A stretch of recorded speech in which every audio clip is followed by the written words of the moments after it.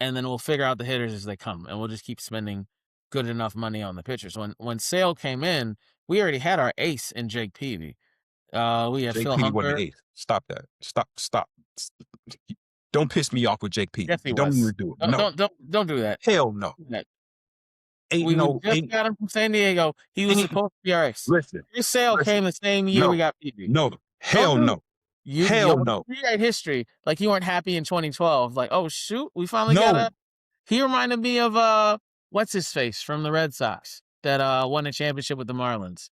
But Josh Peavy at the time reminded me of Josh Beckett. Outside your damn mind right now. He didn't live up to that, but acting like he was trash is crazy. Peavy was solid. I don't give a damn. I know you don't. I don't care. I didn't like Jake Peavy then. I don't like Jake Peavy now. Why the hell are we even talking about Jake Peavy? That is cold-blooded. This is ridiculous right now. Even bringing up Jake Peavy in 2026. What is happening? Yeah, we yelling at the screen every Sunday night. Talk slick, throw the remote. We just want it right. Front office tripping, man, they can't get it right. Whole city heated, but we still gon' fight. We talking Bulls trade, biz drafts, missed calls, club slump, soft rebuild. We seen it all. Yeah, we loud, yeah, we gritty. I'm a little frustrated, but I still love my city. Yeah, north side, south side, west, we united. Ladies and gentlemen, boys and girls, children of all ages, welcome to another episode of White Sox BS. My name's Harry, and your favorite co-host, JJ3, over there to my left. I guess, yeah, my left on the screen. To my left, and we're here today to bring you another exciting episodes of White Sox BS and tell you about all things baseball, but specifically a lot of stuff that's White Sox. So today, we're going to tell you about the good of the White Sox. We're going to tell you about the bad of the White Sox. And we're going to tell you why, Jaden Ivey ain't with that north side shit. And y'all know what I'm talking about. Jaden Ivey is not with that north side shenanigans. We're looking at you, Cubs fans. We're looking at you over there. You know what I'm talking about, Cubs fans. Anyway, as we're here today, White Sox are currently 1-5 record. And we got blanked today. First shutout of the year. Yay! They're making a liar out of me left and right. Yay! On last week's show, I predicted the White Sox to win the first game of the year against the Brewers. They failed to do that. Made me look bad. What made you think we're going to beat the Brewers? With Mizorowski pitching. Their ace, their new ace. It's the perfect time to predict the upset in game one. What you mean? It was the perfect time to say the White Sox are going to win. And they got off to a terrific start. I mean, first pitch or whatever, it was a home run. And, you know what I'm saying? You up 1-0. Like, hey, there we go.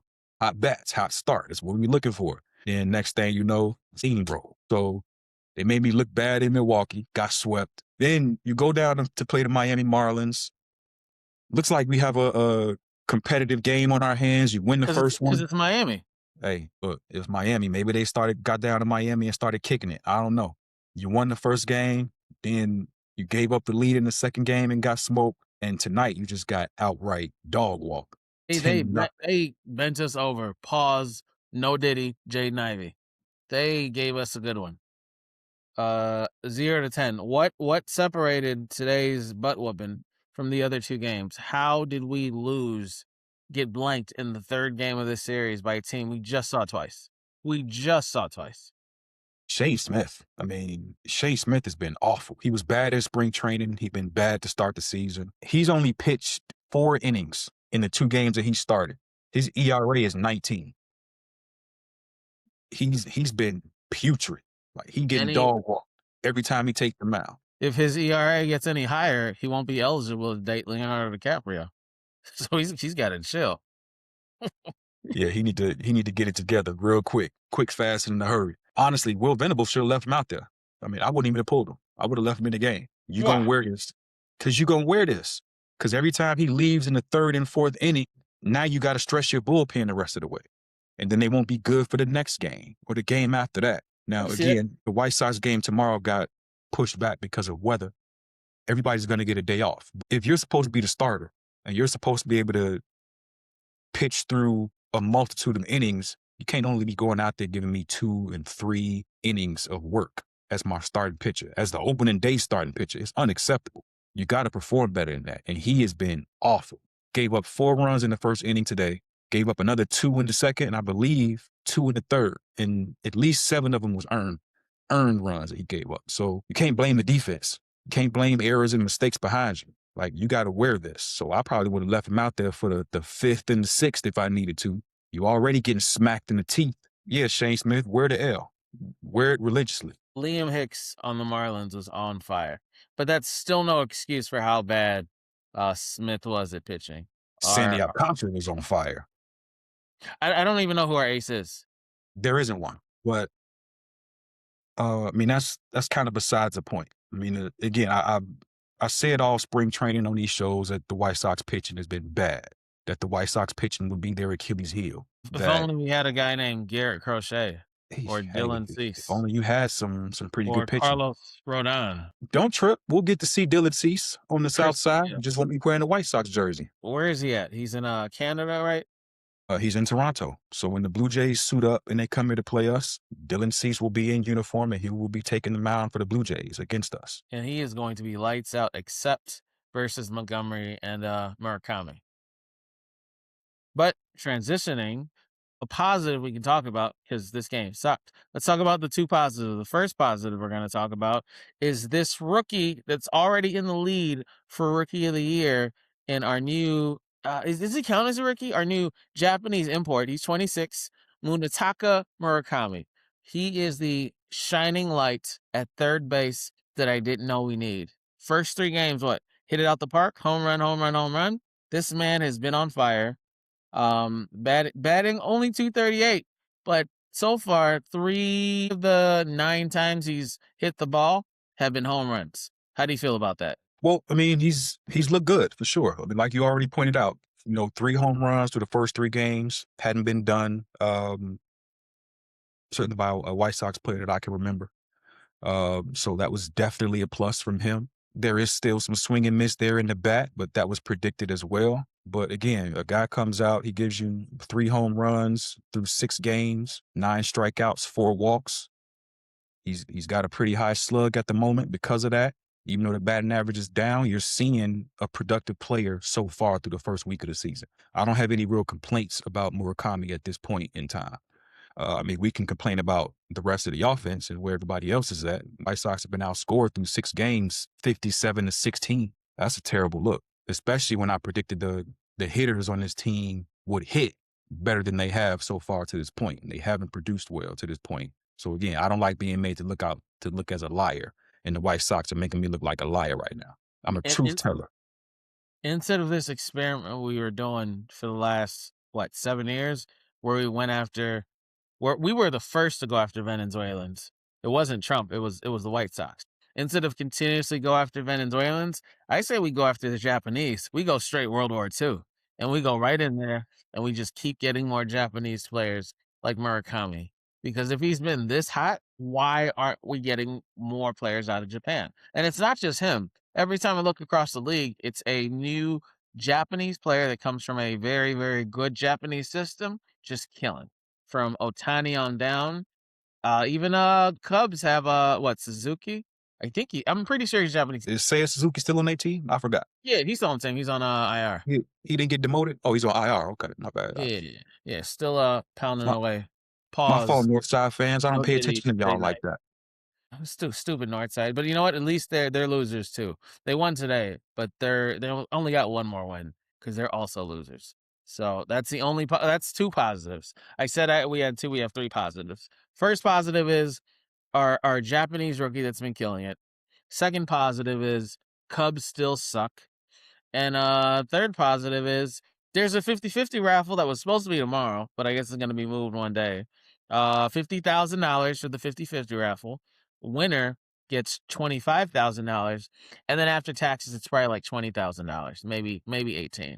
But $5, $10 to play, you can even put in 100. Way better chances than playing the lottery, winning these 50-50 raffles that I enter in every single game, home game for the White Sox, sometimes the Cubs, but majority the White Sox, because I want to leave out with easy money. And there's probably not that many people at the park, so even easier to increase your chance of winning. Easy money. That's why I love my White Sox. Don't you Now, always win at these type of raffles? me? Yeah. Not always, but I do win. I don't want to say consistently because once a month isn't consistently, but I don't play as much as I should. I might start doubling down this year and playing more and put a calendar in my phone, a reminder, hey, the game's about to start. Play that 50-50 raffle because you can play it online or you can play it when you're at the game. And then when you win, you have to go up to the stadium and pick up the money. So you really should only do it with the teams that you have at home. Because if you play another team 50-50 raffle and you win, good luck picking it up in LA or Ontario or Toronto or wherever it is. Just play your home state, keep it moving. All right, those are the positives. There's so many negatives. I don't even know where to start. We can talk about Chicago. You know what I want to I want to talk about Jaden Ivey. Let's transition real quick. Let me make it baseball related. You got to transition. Pause. No Diddy, Jaden Ivey. Jaden Ivey, welcome to the White Sox. I can say that because he's no longer playing on the Bulls, technically, but his last team was the Bulls. He is a baseball fan. And with the North Side being so LGBTQ friendly, of course he'd be a Sox fan. Am I right? Or am I connecting too many dots here? Am I connecting too many dots? I'm thinking you might get tapped on the shoulder here. I feel like when he was giving those speeches about who's going to hell, he was talking to Cubs fans specifically, and Stephen Curry and LeBron James. But that's another note. You guys are not saved over there on the North Side. Save yourselves. What do you say? Be ordained. Forget this whole segment. It's not. I gotta work out the jokes. Get this whole segment.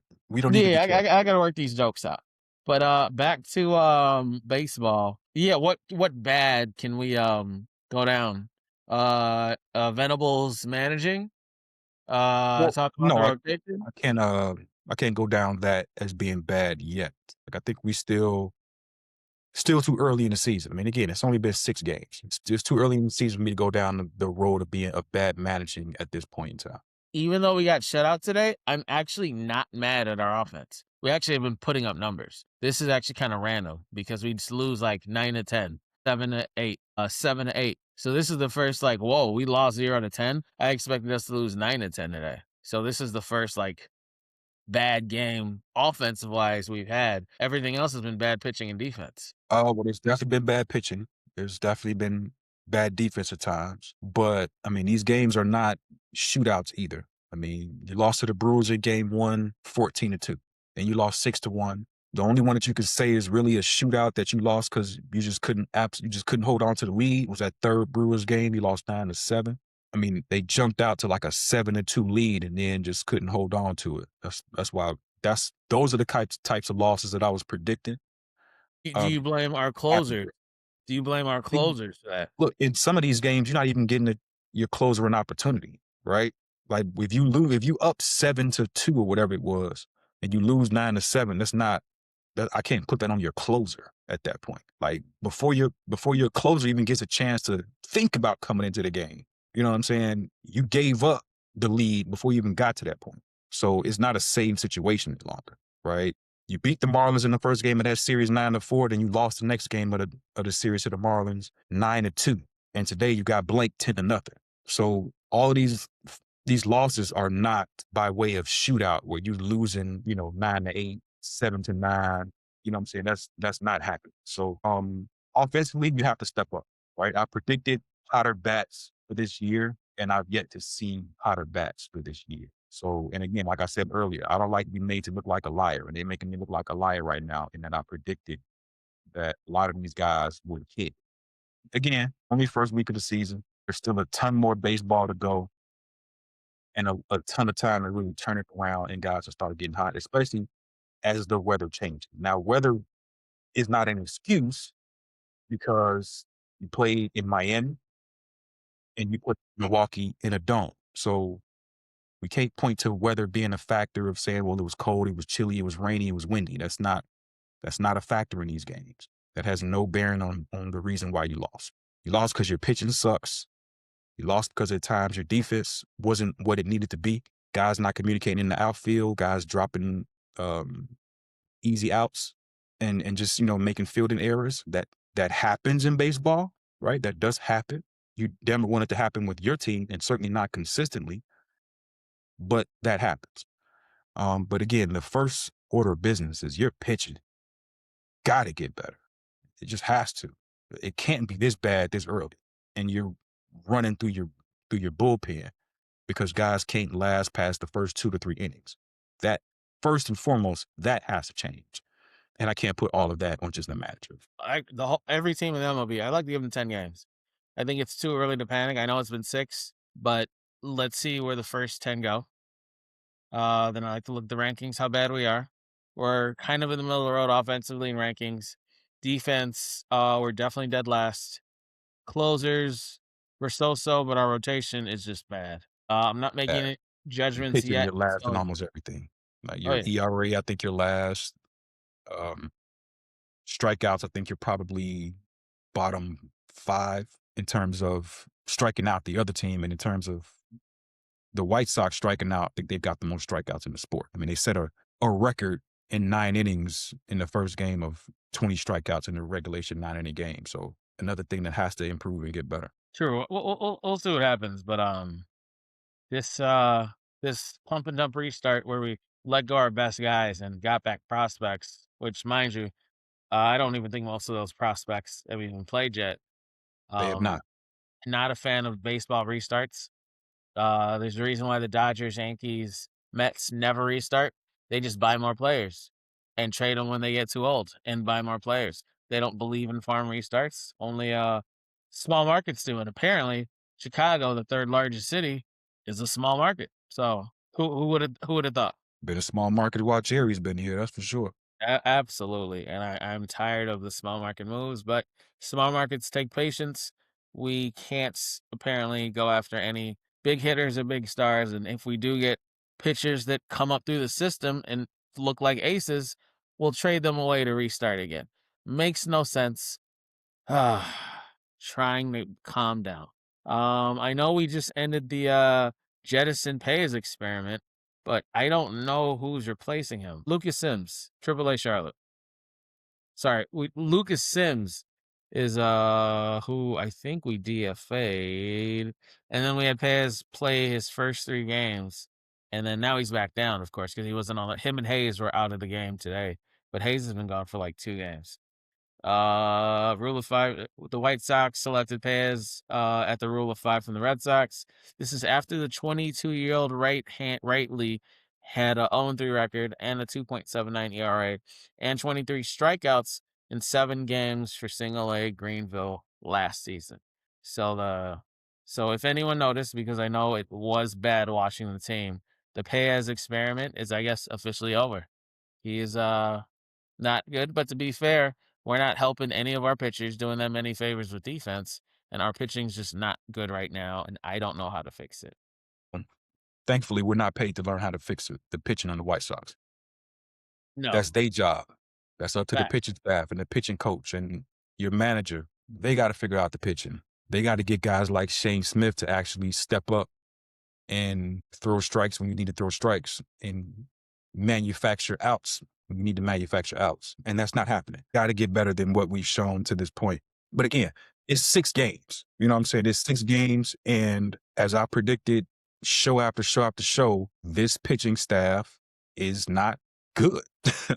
Like, it's not good for real. And normally the White Sox have always been a good organization in terms of building pitchers internally, whether even if it's via trade, whether it's via the draft, whatever the route of the White Sox acquiring pitchers was, they've always been good at developing arms in their system.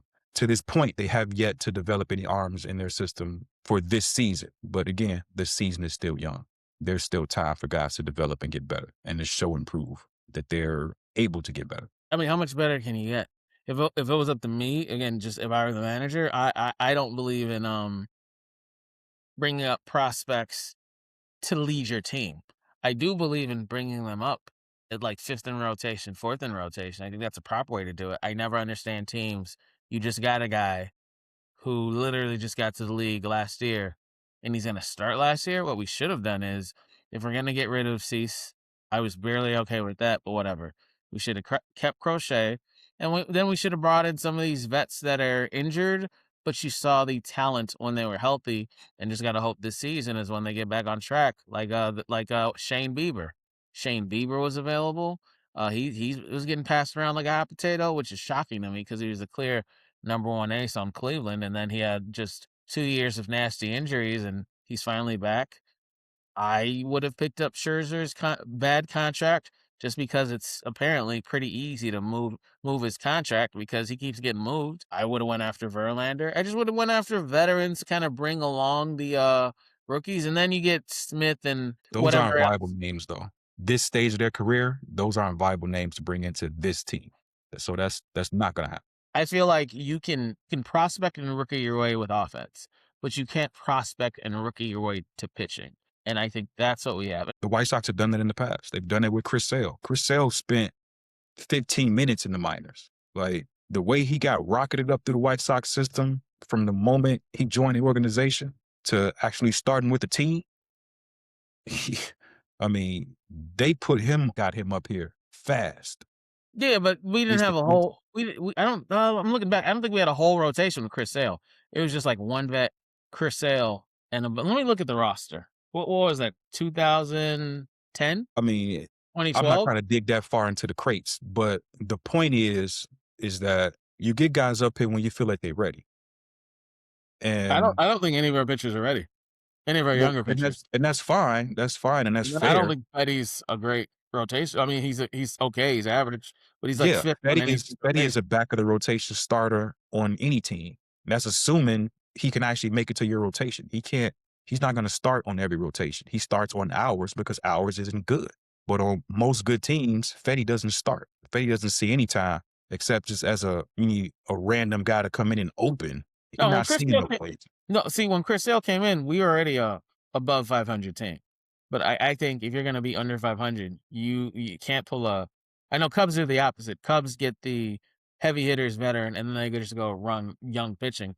I've always been a fan of teams that do, all right, we're going to get a bunch of top veteran pitchers, and then we'll figure out the hitters as they come, and we'll just keep spending good enough money on the pitchers. When Sale came in, we already had our ace in Jake Peavy. We had Phil Peavy wasn't Humber. ace. Stop that. Stop. Don't piss me off with Jake Peavy. Yes, he was. Don't even do it. No. Don't do that. Hell no.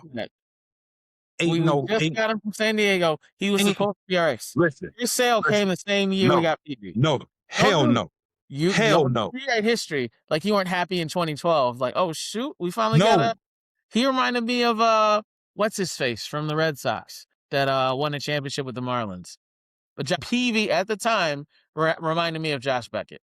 Outside your damn mind right now. In 2012? Stop. Not in 2012.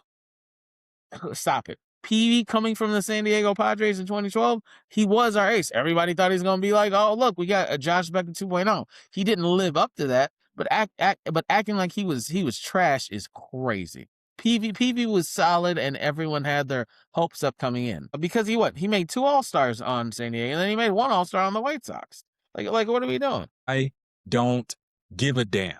I know you don't. I don't care. I didn't like Jake Peavy then. I don't like Jake Peavy now. Why the hell are we even talking about Jake Peavy? That is cold-blooded.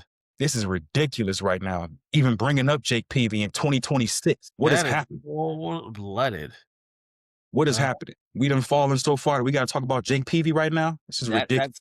That's how bad current White Sox is. But anyway, outside of that, I only brought up Jake Peavy to showcase that that's the year we got the very average Jake Peavy, except 2 years, was the year Chris Sale came in as a rookie and started and jumped to number 2 in the rotation. But I'm just showcasing that we had a lot of names around Chris Sale, from Jose Quintana, remember Phil Humber, Francisco Liriano, Gavin Floyd, ironically, just didn't. I always thought he had the highest potential. He never lived up to the potential. Chris Sale ended up being what I thought Gavin Floyd would be, but Chris Sale was surrounded with really good pitching, and it was an above 500 team. So it's not fair to really bring a Chris Sale comparison to a team like this.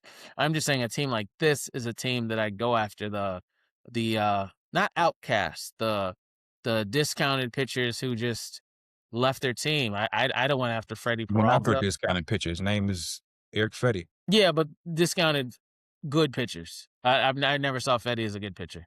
I saw Fetty as an okay pitcher, but I think there's elite, great, good, and okay. Fetty's okay. Right, but again, the names that you're mentioning aren't viable for this team. You're not getting a Justin Verlander. You're not getting Justin Verlander now. Even now. No, you're not getting him right now. Why wouldn't we get him Not now? happening. Shane Bieber would come here now. Who's We didn't even attempt to go after Shane Bieber. I'm just saying, not too expensive guys that are on like proven deals. Oh, you know who else I want to went after? What's his face? That they're banned, that they're blackballing out the league for no. Why is he blackballed? I'm just No. saying, I wear GM. I'm bringing in talent upon talent upon talent, and then I'm surrounded. And then the last 2 spots. Better off going back and talking about Jaden Ivey before you mention that dude's name. I know who you think about too. And I'm bringing in Jaden Ivey as sixth in rotation. Sixth in rotation, and I'm only playing him against the Cubs. That's it. Don't even say his name right now. Absolutely not. Don't even say that man's name right now. Don't even do it. I know who you think about. Don't say it. Yeah, I forget his name. Shout out to Quintana for still being in the league after coming in with Sale in 2012. It's 2026. Jose Quintana is still good for Jose Quintana. Oh yeah, good for him for sure. But again, back to circle to bring this all the way back on the tracks to your original point that you were making about bringing pitchers up. The White Sox have brought up pitchers and done it fast, but right now they don't have any pitchers available within the system to bring them up fast. So it's going to take time. So you got to deal with who you got on the roster at the moment. You got to take time. We said that last year. We said that the year before. We said that the year before. When is time going to be up? The year before, you had guys like Garrett Crochet. Again, that's another one that they put a rocket ship on his back and had him up here. But when he got up here, they put him in the bullpen and they had him as a reliever. Which is crazy. Well, you had him as a reliever because you had guys like Lucas Giolito and Dylan Cease. You know what I mean? You had all of those names that were up here pitching for the White Sox. Lance Lynn, like these are the guys that were starting for the White Sox at the time you had Garrett Crochet. So you put a rocket ship on his back, you got him here, but you put him in the pen because you had, to your previous point, truly established starters, guys that had all-star teams, right? Guys that had received Cy Young consideration at one point in time. Facts. Ahead of him. So, yeah, you brought him up here. You had him in the bullpen as a relief arm. Come in, pitch the 6th or the 7th or whatnot for us. And then the White Sox realize it's time to go ahead and promote this dude to number 1 ace of your staff. And then he went out and performed like a number 1 ace. You don't have anybody yet who can fill that type of role, which is a bit of a role reversal for the Sox organization. So in the meantime, you got to rely on your hitters. You got to rely on your bats. You got to see guys like Colson Montgomery start to get hot. He hasn't been very good yet to start the season. I think he's hitting below 200, right? What's his average right now? I think he's at 200. Let me look. This morning he's at 200. No, he's not at 200. 182, 250, 318 with a 558 slug. Nah, you must be thinking of somebody else because it's definitely not him. He is not producing to this point. Again, we are week in, so there's plenty of time for him to pick up his level of play. He needs to pick up his level of play. He does? He's got to get better. Another guy who we talk about plenty of times, whom, quite frankly, I'm tired of seeing him as high in the lineup as he is Andrew Benintendi. Pick it up. Highest paid player in the history of the organization, Andrew Benintendi. We couldn't give Crochet his money? In that case, I'd be 100% on board with you. I agree. Got to get better. Miguel Vargas, got to get better. All these guys got to produce, got to perform better, and we'll see what happens. Can they do that in the upcoming series? Can they do that against Toronto this weekend? No. So I think everybody on the team is going to be out the league in 2 years except Colson Montgomery and our Japanese. We got a 6-game homestand now. We're back in Chicago. Home opener is tomorrow on the South Side. You got 3 games against the Toronto Blue Jays. You got 3 games against the Baltimore Orioles. Give me your prediction for those 6 games. They made a liar out of me for the last 6. I predicted a 2-4 record to start the season for the first 6 games. My prediction is we're going to have Jaden Ivey at the stadium. He's going to do a first pitch, and he's going to be like, you're all burning in hell, Northsiders. And that cheer is going to rally the troops. Good guys wear black. And because of that, we're going to win our first game against Toronto. It's going to be against Cease because he's going to want to specifically start against the Sox for the first game. Then we're going to lose the next two. Then we're going to win our next game against it. After the Toronto Blue Jays, it's the Baltimore Orioles. Yeah. Orioles bats are hot right now. But they also don't really have the best pitching. Why they do this every year where they got all these bats and no pitching is beyond me. But it's going to be a shootout. And every game is going to end with at least an over of 12 total runs. And we're probably going to win. We're going to win one. So I'm 2-4 next 6 games. You got a 2-4 record over the next 6. Okay.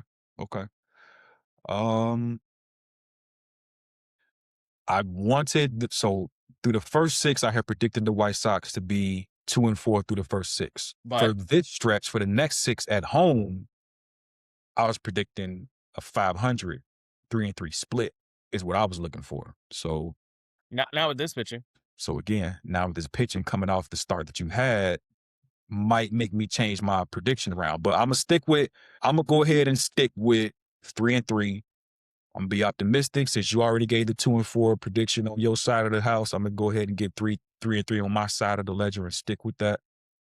And see if the bats get hot, we can get some offense going. You can have bad defense, but you need pitching. You can have bad pitching, but you need defense. If you have bad pitching and bad defense, then you need hot bats. What you can't have is all 3 phases disappearing. No bats, no pitching, no defense. You need one of the 3. And right now, the only thing I can trust somewhat is the White Sox bats. So I expect the bats to show up at least 1 game per series. And the games that we do end up winning is going to be those 9-7 games. But as far as games where we're down 6 runs out the gate, those are already lost. That means our pitching's bad and we have no defense because we're probably not catching up. But games where we do get that big lead, I do feel like we get a lead early and fast, which might mean, hey, maybe we should move Colson Montgomery and the rookie up one spot in the in the lineup. If we can get out the gate hot and get at least 3 runs early in the first 3 innings, I do feel like we're the type of team that feeds off, okay, we're hitting bats early, let's keep hitting. Because when we're cold, we're cold. And even if we're hot in bats, it just seems like this defense and pitching is not going to show up. So there's no lineup right now I see where, okay, our defense is gonna show up for them because their bats aren't that strong right now. So far, the teams that we are going up against, the next 2 teams, have strong bats right now because Blue Jays are hot right now without Vladimir Guerrero even hitting a home run. Springer's been and Varsho have been pretty hot out this world. And then Baltimore, I think they just put up 8 runs today against the Rangers and Eovaldi, who killed last season, but he's having a rough start this season. And Gunnar Henderson, who was on WBC team, I think he's over his World Baseball Classic hangover because their bats are hot. They're playing good small ball over in Baltimore, and they're just trying to crush everything out the park in Toronto. So I expect the slugfest shootout for the games we do win. We can definitely steal one versus Baltimore because their pitching isn't that great. Toronto, it's matchup dependent. I don't see us doing that against Cease, but I do see us doing that against their other pitchers because Gausman already pitched today and he's got another game where he got another 8 to 10 Ks. So luckily we won't see him the next series that we play them. Well, maybe we'll see Gausman after this series and the next time we play Toronto. But for this series coming up, because Gausman just got like 10 Ks today, thank goodness we won't see him coming up. We'll probably see Cease. They got a rookie pitching, I forget his name, and some mid player in the rotation. So I expect us to take one of those second or third games after Cease. I mean, look, Cease is definitely gonna come in and try to put some Ks on the board against the White Sox for sure. Be ready to play, be ready to hit. We're gonna see what's gonna happen. Again, I'm gonna stand on the side of optimism right now since you already gave your 2-4. So I'm gonna stick, like I said, I'm gonna stick with my 3-3. 2-4 isn't optimistic? Yes. All right. I'm gonna stick with my 3-3. You're gonna get 1 against Toronto. You're gonna get 2 against Baltimore. Okay. So they'll have to surprise me. Yes, of course. They're gonna have to surprise us all. That's what the season's about. Definitely gonna have to be some surprises thrown in there to get to my win prediction of 71. So we're gonna see what's up. 71. I'm I'm, I'm, I'm happy with at least 20, but I'll take All right. 70. All right. It's time to boom the room. All right. So you got anything else you want to holler to the people about? No, that's it. Just y'all better make sure you pay and repent because you're not truly saved until you open the Bible and stop. I gotta memorize a speech so I can make this funny and stop having premarital sex. Shout out to Jaden Ivey. Somebody get him tickets to a Cubs game so he can show up in like a Pope uniform or Pope Somebody outfit get that man some counseling and start That's what he pointing mean. at all the sinners in Wrigley. Repent, like you know what I'm saying, like you said. But y'all get that man Jaden Ivey some, some prayers and some time on the couch with that lady to go through some therapy because he need that too. Yeah, and that other couch too, the casting one, whatever. Anyway, yo, pause. No Diddy, Jaden Ivey. Yo. Pause. Time out. No Diddy, Jaden Ivey. All right, it's a wrap. All right. Thanks for watching White Sox and BS, and hope you guys had just as fun time learning more today about the White Sox for you guys as we did too. Does that make any sense? I don't know, but thanks for watching us and all that fun stuff. See you guys later. Peace out. Appreciate you tapping into this latest episode from the Frustrated Chicago Sports Fan channel. Don't matter if you was watching on YouTube or listening on Spotify or Apple. Make sure you like, subscribe, share with everybody on the block, and hit the notification bell so you never miss none of our daily drops. And to all the guys from the shy, we say 3 things. Bear down, fly the W, and sell the team, Jerry.